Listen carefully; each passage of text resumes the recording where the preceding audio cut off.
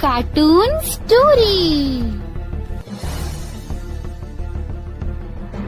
सिम्मी की शादी एक जॉइंट फैमिली में होती है, जहां उसके पति राकेश के चाचा चाची भी साथ रहते थे।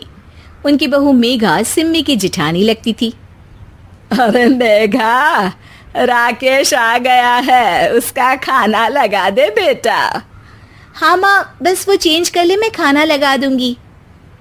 सबके कमरे में जाने के बाद सिम्मी और राकेश साथ खाना खाते हैं, जिसे देखकर मेघा को जलन होने लगती है। अरे सिम्मी, हमारे घर में पति के साथ खाना खाने का रिवाज नहीं है, तुम्हें राकेश ने बताया नहीं क्या? सिम्मी मुस्कुराकर वहां से चली जाती है कि मेघा सिम्मी की सास के पास जाती है। अरे चाची जी, राकेश भैया तो सीधे हैं, कछु नहीं बोलते, कछु नहीं समझते, लेकिन आप तो सयानी है ना।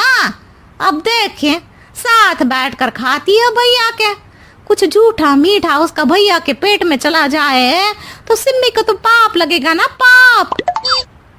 सिम्मी मेघा की बात सुन लेती है, लेकिन कुछ नहीं बोलती।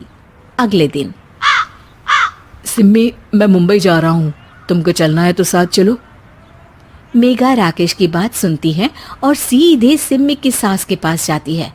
अरे चाची, अरे चाची। अरे मेघा, क्या हो गया? बहुत परेशान लग रही है, सब ठीक तो है ना? अरे नहीं ना चाची, कैसा ठीक है? राकेश भैया मुंबई जा रहे हैं, आप तो जानती हैं कितने सीधे हैं, इतनी दूर जा रहे हैं, कहीं कुछ हो न जाए। अरे नहीं नहीं, मैं नहीं जाने दूंगी उसे। अरे सिम्मी, पता चला है कि राकेश मुंबई जा रहा है। ना बेटा ना, वो नहीं जा सकता। अरे माँ, उन्हें ऑफिस के काम से जाना था, लेकिन आपको तो पता है ना, उन्हीं दिनों मेरे मायके में शादी है, तो वो अपनी जगह किसी और को भेज रहे हैं। अच्छा अच्छा, तो फिर ठीक है। सिम्मी समझ जाती है कि मेघा ने सास के कान भरे हैं। वो सास से कहती है, माँ जी, लेकिन हम दोनों कुछ दिनों के लिए मसूरी जा रहे हैं। आप तो जानती हैं कि शादी के बाद हम कहीं नहीं गए। अच्छा अच्छा, ठीक है, जाओ घुमाओ। सास वहां से चली जाती है। सिम्मी अपने कमरे में कपड़े पैक कर रही होती है कि तभी मेघा आ जाती है। अरे गर्मी में सर्दी के कपड़े काहे पैक कर रही हो? सिम्मी को मेघा पर नाराजगी तो होती है, लेकिन फिर भी वो कुछ नहीं बोलती। दरअसल मैं और राकेश हनीमून के लिए मसूरी जा रहे हैं ना। का हनीमून? हाँ हाँ, हनीमून। क्यों? हनीमून के लिए तो पति पत्नी ही जाते हैं ना, तो मैं और राकेश जा रहे हैं। मेघा भागकर सिम्मी की सास के पास जाती है। अरे चाची, सच में तुम लोगों जितना सीधा परिवार तो मैंने देखा ही नहीं है। अरे अकेले भेजोगे दोनों को? मैं और सुरेश तो कभी अकेले नहीं गए। हाँ भाई, हम तो परिवार में ही अच्छे, बड़ों के बीच, ऊपर से खर्चे है भगवान। अरे चाची, पहाड़ी इलाका है, कुछ हो गया तो?